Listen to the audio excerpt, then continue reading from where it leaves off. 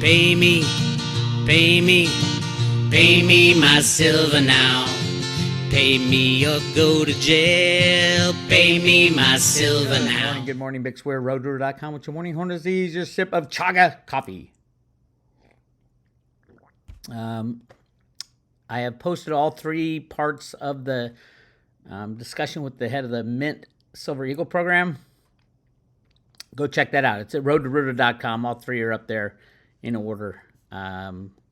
Amazing information there, and I'm still figuring out how to present this to my elected officials and say what the hell is going on. And there's more things I thought about. Also, the whole idea and concept of having authorized purchasers from the U.S. Mint as middlemen to go through to the retail customers. I have been searching for a law that says they're even allowed to do that. There is nothing. Now, everything doesn't have to be codified into law, but the things that are codified into law clearly says the U.S. Mint will sell the coins at their cost. Now, and it also says discounts for larger orders. So there's a lot to unpack there, but the reality is that these authorized purchasers, because Silver Eagles are on allocation, which is also illegal, they're not getting enough coins to sell to the public, so they mark them up ridiculously, almost as big a markup as the U.S. Mint does in their numismatic coin programs, which is also illegal as far as I can tell. Now, if it's not illegal, it is definitely gouging the American citizen. The U.S. Mint is not set up to be a profit generator for the United States of America. That was never the intent of the U.S. Mint. The original intent was to actually make silver and gold coinage for the people of the United States. You could take your bars of gold into the San Francisco Mint and they would make coins for you for free coinage. That was the intent, and somehow it got ridiculously obscured into charging 3 times the amount that it costs you for a commemorative coin. What is the purpose of the U.S. Mint? It's supposed to be to make the coinage of the United States of America, not to profit off it, not to pat themselves on the back because they have usury type charges. I mean, charging $50, $75 for a Silver Eagle that comes in a box instead of a tube is ridiculous. Who are these people and why do they think they can abuse the system? They can't legally. Constitutionally, it is the money of the United States. If you are wreaking havoc on the money of the United States, I would call in the question, would it be, what is the penalty? Is it treason? It might sound harsh, but the money of a country is probably the most important thing that needs to be sound. And the Congress did their part. They passed the Silver Eagle law. It's the U.S. Mint and the people who advise the U.S. Mint, for example, Janet Yellen, who are absolutely 100% breaking the law. A constitutional right given to Congress. It's not given to the Treasury Secretary. It's not given to the director of the Mint. This power is given to Congress. Congress told you what to do and you're not doing it. Anyway, I think comics is closed today. Not much going on. I guess it's a holiday, Juneteenth. I guess it's some kind of woke holiday. I can't quite get it. It wasn't... Yeah, I've heard rumors about what it's about, but I don't know. I don't like woke holidays, but I might be biased. I don't know, but you know, it's all a mystery to me. I remember when Washington's birthday used to be called Washington. The holiday used to be called Washington's birthday. In my lifetime. I remember that. I remember celebrating Washington's birthday because he was the founder of our country, people who did important things. And then it got changed to President's Day because if you're going to honor one president, you might as well honor all of them. But yeah, Juneteenth, wouldn't that go in with Martin Luther King's holiday? Which I absolutely stand behind. I don't know about this one. It was created by a woke generation of retards, if you ask me. Oh, you're not supposed to say that, Bix. Oh, give me a break. If I get a ding for that on YouTube, I'll be angry. All right. The news out last week is that the OCC numbers came out. Office of Comptroller of Currency, massive jump in the precious metal derivatives. Now, remember, they're hiding gold and silver together so that you aren't allowed to know that JP Morgan and Bank of America and Citibank are rigging the price of silver and gold. You're not allowed to know that. And we knew it before 2022 because they used to separate silver. And we saw Bank of America put on literally over 1 billion ounces of silver shorts from a lease that they took from JP Morgan. I'll get to JP Morgan in a second. Very big news about JP Morgan again. But so the head of the large bank supervision decided, oh my God, it's too transparent. The public can actually see what these criminals are doing. We need to lump them all together, and that's why you see this gigantic spike in 2022 of precious metals, because they moved gold back into all precious metals. And gold prices are so high because, yeah, they should be high. Silver prices are so low because they're rigged so low. So you can't even tell what happens. Although I can, truthfully. Up until this day, I had my number said after 1 year, Bank of America would be out of that silver short position. But here we see a $90 billion jump in precious. I think this is the largest jump ever.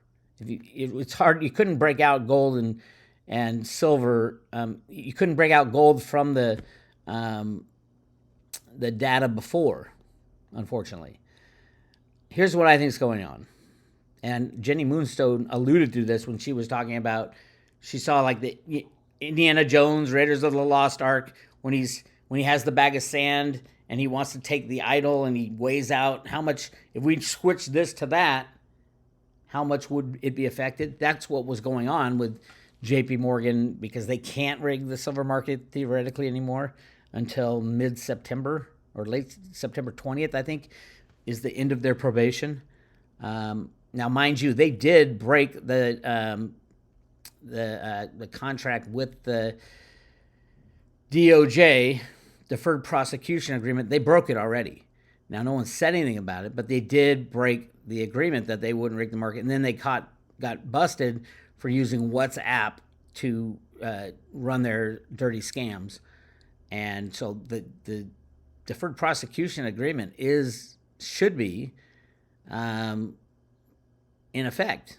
So by September 20th or 22nd, I forgot the day that it's supposed to expire, the good guys could say, JP Morgan, no.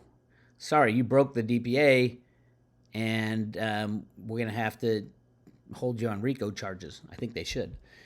And I'll tell you the reason in 1 second. But this is huge. This is gigantic. What I think is happening, no, I don't think it is silver shorts that are being added. I think it's 100% gold. That 90 billion jump was gold from Bank of America. It tells you who did it right here. Yeah. So Bank of America, this is the number for Bank of America, $101 billion in precious metals derivatives. $101 billion. Last quarter, the end of the year, this is for the first quarter of 2023. Last quarter, they only had $67 billion. So they almost doubled, or way more than 80% increase of their derivative position, which is already gigantic in precious metals. The games continue. JP Morgan jumped back up in front as far as total derivatives of $59.8 trillion in derivatives on only $3.2 trillion worth of assets, which is insane. Almost as much of an insanity as Goldman Sachs, that has 56 trillion in derivatives and only 480 million in total assets. Billion. That's a billion. 490 billion, but 56 trillion. 56 trillion on 490 billion. The insanity is just, it's kind of hard to get your head around that of all the precious metals dealers in the world, of all the precious metal miners in the world, of all the retail buyers in the world, 3 banks, actually. Goldman Sachs isn't even in on this anymore. It's JP Morgan, Citibank, and Bank of America colluding together using their WhatsApp program to rig the price every single day. I would like to throw in a third, and it's called Virtu Financial. Virtu Financial is a company run by Vinny Viola, who a market maker on the COMEX, also an authorized participant in SLV. Why would a computer trading market maker company be an authorized participant in SLV? Unless they're using the computer trading company, their ability is to run phony computer programs, trading back and forth with each other, setting the price. It's a derivative trading company is what it is. And that's the company that used to be called EWC LLC, EWT LLC, which stood for Elliott Wave Theory LLC. So they took everybody who were the chartist guys, and they'd say, "Oh, Elliott Wave Theory, it has like 5 bumps, and then you're off to run." So they would take the Elliott Wave Theory, and every time some marker was hit and everybody ran in, they'd short the crap out of it and destroy them and earn money just on every single trade. It was crazy. They went public and said, I think it was 500 days with no losses, which is impossible unless you're rigging the markets. So Vinny Viola runs that entity. So a very bizarre reason, Trump nominated Vinny Viola to be the head of the U.S. Army, which is really bizarre because he got kicked out of West Point in a big scandal back in the 70s, a cheating scandal. They said he wasn't kicked out, but yeah, we all know what really happened. Anyway, so that's where we are. The big banks are, let's take a look. Bank of America went from, at the end of last year, $67 billion in gold and silver derivatives to $101 billion. Massive increase. I believe that they are just about out of the silver portion and are taking a gigantic position in gold. I don't know if it's short or long. Ted Butler seems to think they're leasing gold from JP Morgan. JP Morgan spent 8, 9, 10 years shorting the price of silver and gold and then taking physical delivery of it under Blythe Masters' reign. Nobody knows, but if my theory was correct in the beginning that the reason they changed this chart and put gold in was to hide the fact that Bank of America was settling all those lease contracts. I believe the lease contracts had a fixed back end, and they went to somebody at a fixed price. And it was all derivatives were used so that they didn't lose money, because the BofA really wasn't sweating and going short 120 or 1.2 billion ounces of silver. That's kind of a risky bet if you ask me. Remember, there's unlimited losses in silver. If you're a short, unlimited. I mean, if you buy silver, the most you can lose is the amount you paid for the silver. If you short silver, it's unlimited. So, and that's what the bad guys are afraid of. But the amazing thing, it took 1.2 billion ounces of physical silver to rig the markets for the last 2 or 3 years. And I think they're running out. So we'll find out soon enough. JP Morgan also went from, they went from 200 million, so they added another 200 billion. They added another 50 billion to their derivative position. 99% of it is gold. I'm telling you right now, all the silver is it's being subtracted from this number, and huge gold amounts are being added to hide what's really going on. This is all about silver now. That's it. It's the bankers' Achilles heel is silver, not gold. Remember, they have all the gold. They would love to go on a gold standard. Now, I think there's a lot more gold that the U.S. government has. We'll see. All right, moving on. Great Wall Street Journal article. It is time to admit it. Bank regulation doesn't quite work. Though stricter capital rules are touted as a solution to U.S. banks' vulnerabilities, Credit Suisse has shown that big buffers don't guarantee stability. For U.S. officials, what happened to Silicon Valley Bank seems to have been an easy solution. Merge regional lenders together and regulate them as strictly megabanks. The kink in the plan is that Credit Suisse also failed spectacularly. The Swiss government this month backed a preliminary inquiry, the fifth in the country's history, to examine the bank's sale to its main rival, UBS, scheduled to close as soon as next Monday. The merger was hurried, brokered by officials during the third week of March, on the premise that a massive deposit flight might otherwise have toppled Credit Suisse the following week. We will see in the United States of America, we will see everybody run to their bank. The whole FDIC insurance thing did not go away. People are so stupid. People are so stupid about what they have insured and what they don't have insured. Also about how much money does the FDIC have to pay out. They don't have it. They keep, I think it's they're supposed to have like I lost the numbers, 1.3% of the money, but they have like 1.2 or 1.1 now. I mean, these are billions and billions and trillions of dollars that they claim to have to insure. So yeah, it's a big mess. But people still have more than $250,000 in the bank per person. Now, I've showed people on the road to Ruta how to do it to get like $1 million worth of coverage. All you have to do is get 4 beneficiaries each, and the beneficiaries you have to trust because they're going to get the money. 4 beneficiaries, then you can have $1 million, $250 each. But it gets a little complicated. If you only put 1 beneficiary on, thinking you have $500,000, you don't. Once you put a beneficiary on, you no longer become a owner of the FDIC insurance. It's the beneficiary. It's really bizarre rules. But there are ways, and now banks are stopping adding more beneficiaries, and they're actually taking some back. If you have a lot of money in the bank, and you did the beneficiary game where you have like 10 beneficiaries, so you get, $2.5 million worth of FDIC insurance, you better check with your bank and still see that they still have it, because they just remove beneficiaries without telling you. Yes, the same criminal banks that steal your money. You shouldn't have money in the bank anyway, by the way. Silicon Valley Bank customers who lost their deposits remain on the hook for loans. I was asked about this many times. If people say, well, I guess my mortgage would go away if my bank fails. Not necessarily. If everybody's bank fails, yeah, your mortgage would go away. They'll still come after you for it, but who would uphold that? If all the banks are gone, there is no justice system. You don't worry about your credit rating, trust me.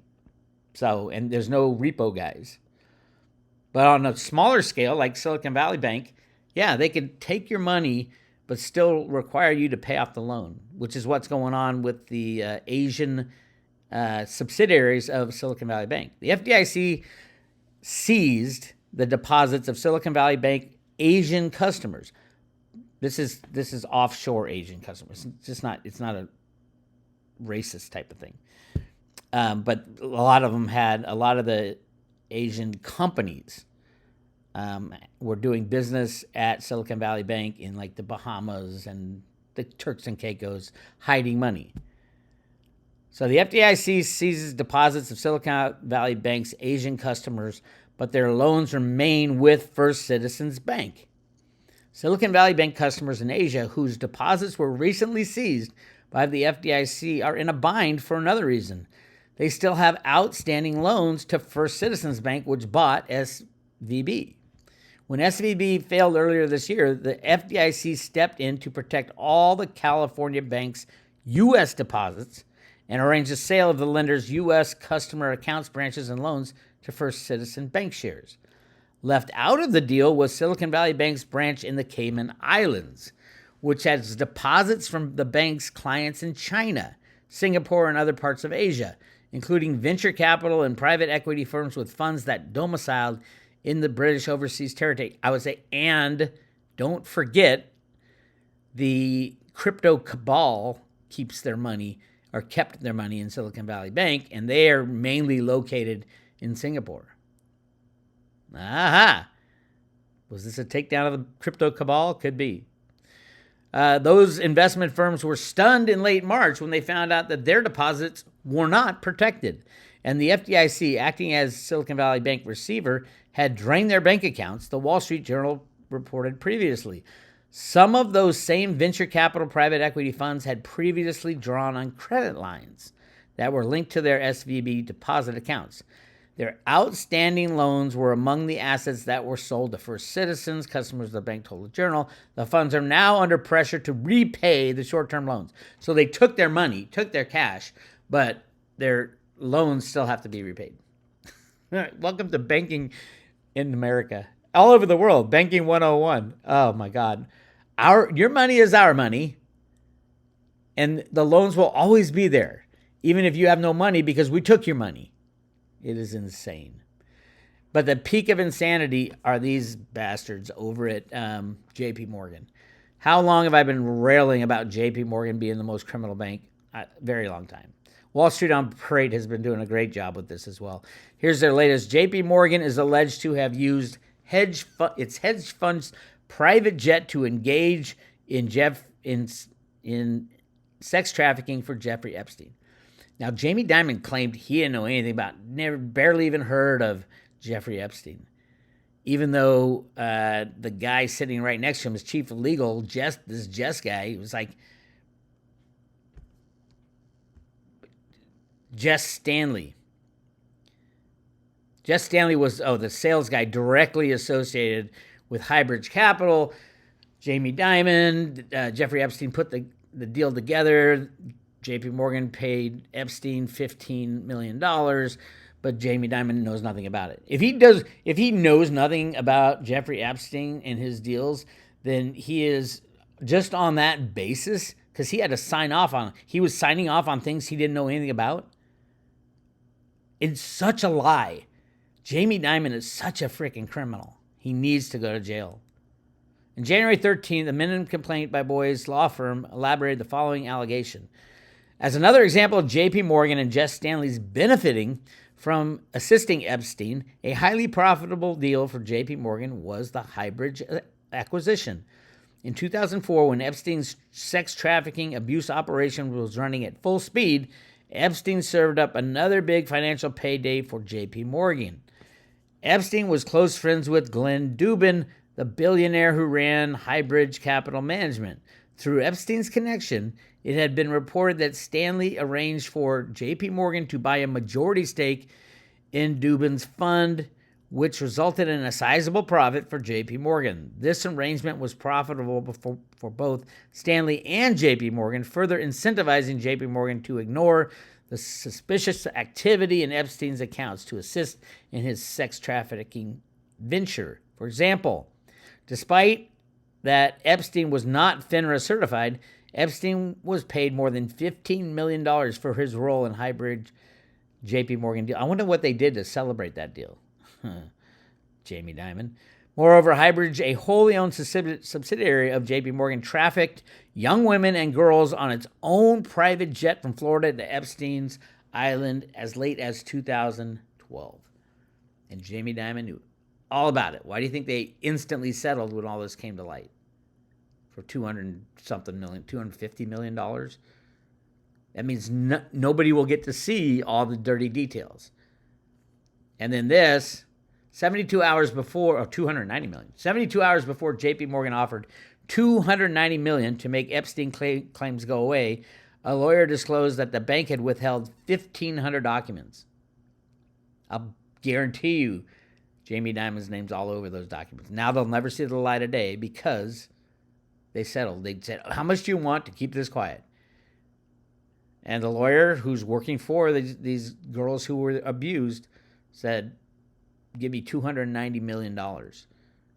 And Jamie Dimon said, yep, done. But everything has to be secret. It is insane what these assholes are getting away with. Insane. Completely insane.